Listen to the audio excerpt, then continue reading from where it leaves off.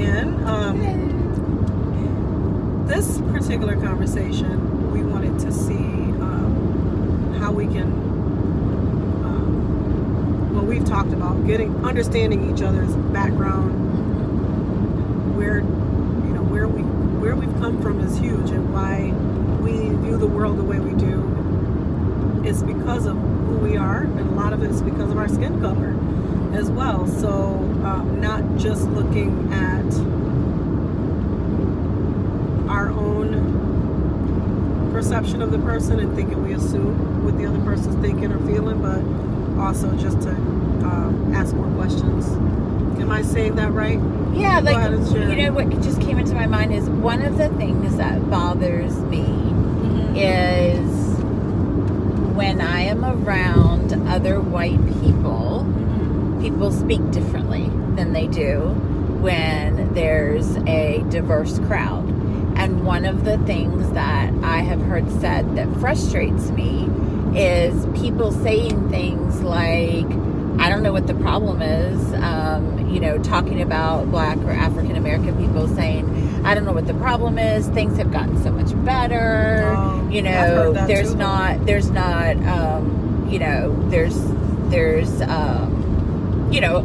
was a Black president, and so the reason why that are you still complaining? Yeah, exactly. Yeah. And so here's why that bothers me, because it basically presumes, it's a white person presuming from their perspective what another person should be feeling. Yeah, what another person should be feeling, or what their life is like.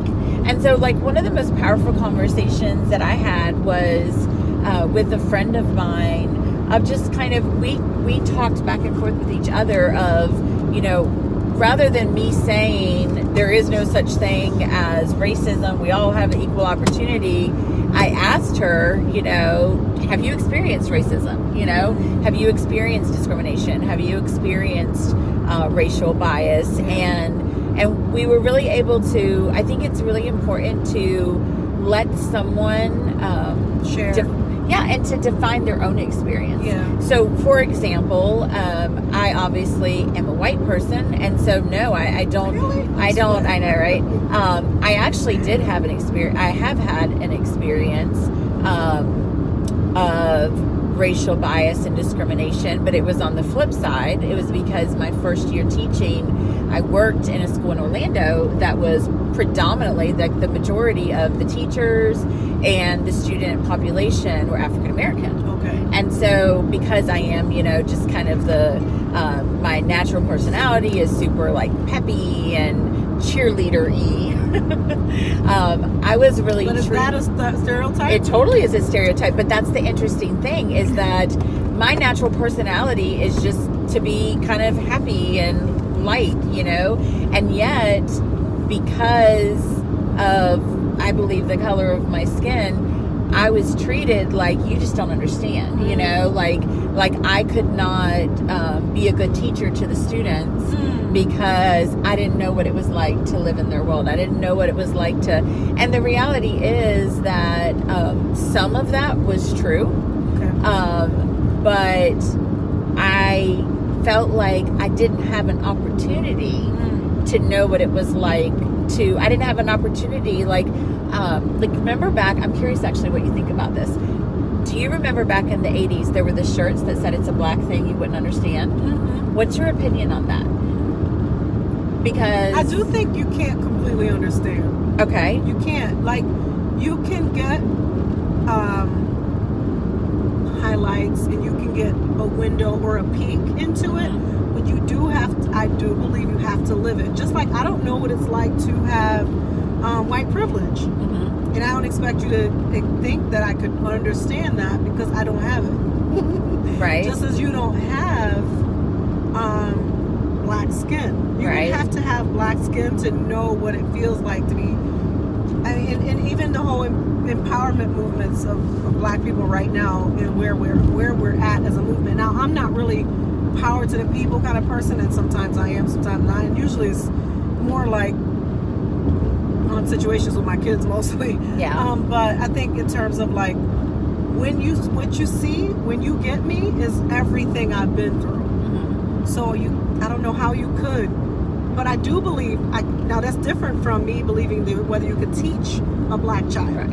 Because I had teachers who were white, and I had guidance counselors who were white who told me that I could be better than I am. Right. I could do more than what I thought I could. And I do remember that being a white person that told me that, because in my school, there was a black principal, I think, yes. Right. But otherwise, for as the people I got close to, I mean, the lady was white, her name was Mrs. Brown. You know, but I think, like, doesn't mean you can't teach them. No, I don't think that doesn't mean you can't teach them. But you can't. No, you can't. How could you? Just like I can't understand your story. But here's the interesting thing. That shirt is offensive. That phrase is offensive to me. Because... What phrase? I'm sorry. The phrase, like, it's a black thing, you wouldn't understand. It's offensive to me because it puts up a barrier. It basically says that you wouldn't understand, therefore... we're not even going to talk about it. So let me give you an example. Okay. For example, I have experienced things in my life, like, forget race, like, I've experienced things you haven't experienced. Yeah. We talked earlier about miscarriage. Have you had a miscarriage? No. Okay, so I've had a miscarriage. So what if in our relationship, what if that's something that's a painful thing to me, right? Yeah. So what if in our relationship, if I said, I can't talk to you about it, it's a miscarriage thing, you wouldn't understand. Do you know what I'm saying? I get it. But I can't understand having a miscarriage because I have not had this one. is true. But what if, and this kind of gets at why we're doing these videos, what if it's not about understanding? What if it's about, what if it is about the fact that, like, I don't know, I feel like that phrase, like, it divides. I think the phrase is way too broad, personally.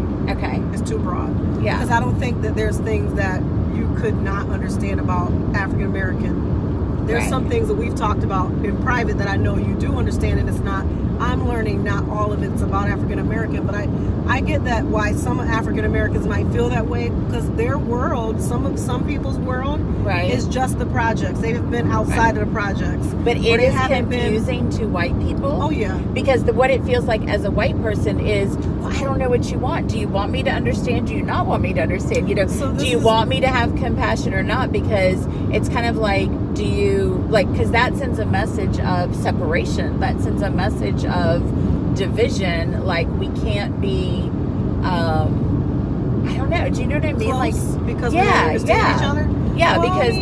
no, I don't think that's what it means. I don't think it means we can't be close. I don't think that's why the black people are saying that. Because there's just things that I've never used that shirt personally. Right. I've never had it. Okay, so I'm here's the coming from a interesting perspective thing. of, What does I it had mean a lot to of you? white friends growing up, unfortunately, probably, because it made me look bad. It made me seem like I didn't like myself, or, you know, you get all these things from that too. And that's a whole other video. And, oh, you're trying to be white, or whatever the case may be. Whatever. I got all of that because I was a cheerleader, and I was peppy too, even though I'm black. So, whatever. But I think, oh, you really were a cheerleader? I was. That's great. I sure was. Fire it up. Yeah. Let's rock. But anyway, so I think that's too broad, and I think if I were coming from this perspective, saying you can't understand, I think I'm learning there's a lot more that people might understand than I think, but there's still things you can't understand because you're not black. Just like there's things I can't understand because I'm not white. Right. There's like things I can't understand about being in a biracial relationship. I'm sorry, what do you call it? Internet. What do you call it? Is it interracial? Yeah, interracial. Yeah. Interracial relationship, or I don't know what it's like to be 50 because I haven't turned 50 yet. You know what I'm saying? I think. But do we have to understand in order to empathize? No. And that's kind of what that's what that's saying either. Well, and so the interesting thing is, like, so that's just how I perceived it. Yeah, but and that whole idea of you're not one of us because you're not the color of my skin. I've experienced that. Now, I do not consider that racism. I consider that racial bias. I consider that stereotyping. You got to remember, African American people are trying to identify with something because everything was taken from them. I mean, if you think about it, every piece of history and only some get to find the history. If you don't know where you came from, it's hard to know where you're going. So that's the majority of black people. So do you view that not so much a message to white people as much as it is a affirmation of... See, that's interesting because that is a completely different way of looking at it. Yes. So I think even how when a lot of us went natural, we stopped wearing perms and relaxers and getting extreme extensions and weave, which some of us still doing that, and I would love to throw a weave in too. It won't mean that I think I'm a European. I'm not trying to be European just because I throw a weave in, but I think when we did the Afro movement, and I think it happened back in the day too, because you see all the big hair and stuff. I think let's find something that belongs to us, because we're in a world where we're being pushed out so much, and you walk around and you know you're different, and you know that people still treat you a certain way, or they think of you a certain way. And even like the other day, I went to Target, and it was a total accident. Like, I was shopping, and I got in line, and I just started talking to the girls about school and stuff. And I got to my car, and I realized I had a cake bin that I thought that I hadn't paid for. And I looked at my receipt. I checked my receipt. I'm like, did I pay for this? I don't remember putting it on the belt, but I didn't see it either to put it up on the belt. Anyway, total mistake.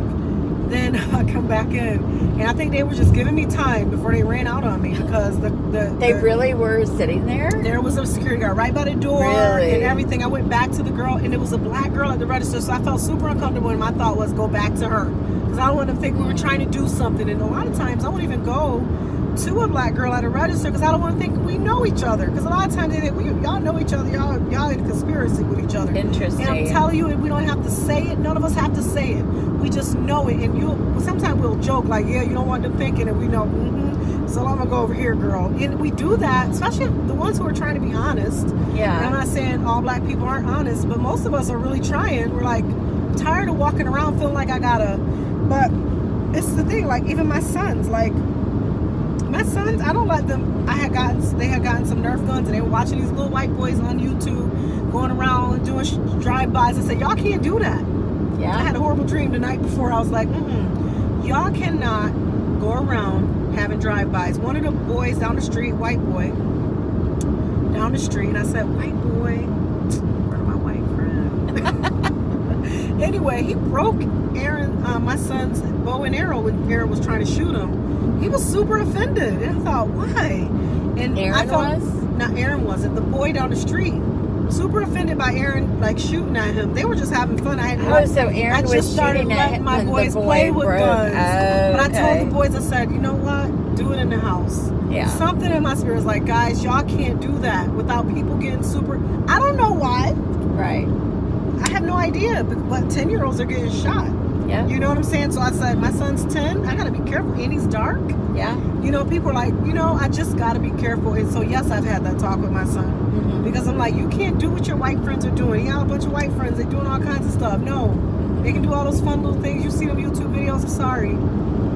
Doesn't mean your life is over because you can't have a shootout with your Nerf guns, but just know you are in the state of Florida, and they will perceive you differently.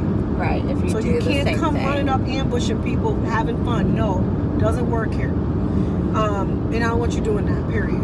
I didn't like it either. It didn't matter. But I still think, I don't know a white boy do that. White boy would do that. He would not have the same ticket on his back as my son would, or whatever you call it. So I think that's, we have to be able to, going back to the reason why maybe that phrase is important to black people is because it helps people to feel like they have some identity, because identity was stolen in over generations. You feel it. Like most people can't even articulate to you and say, hey, my identity was stolen from slavery, and I don't know who my people are. Some people say it, but they won't be able to articulate it, and they don't probably even know why they feel the way they do. But I'm telling you, it's institutionalized.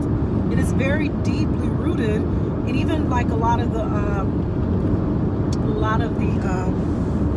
research that's being done, where people are. I'm gonna read something real quick. She's whipping out the text. Oh, I'm ripping it out. Using ratings by trained observers. So what they're doing? What is it? Using ratings by trained observers. Okay. And what they do is they take me, into a same situation they'll take you. We'll go in